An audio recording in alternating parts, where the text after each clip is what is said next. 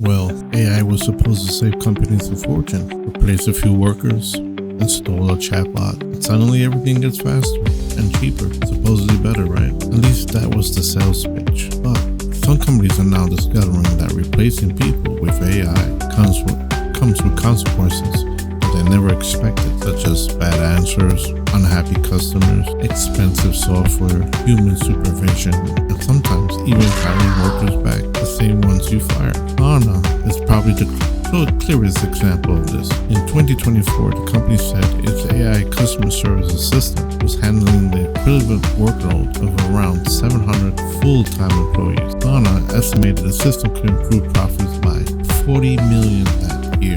That sounded like the perfect AI success story, right?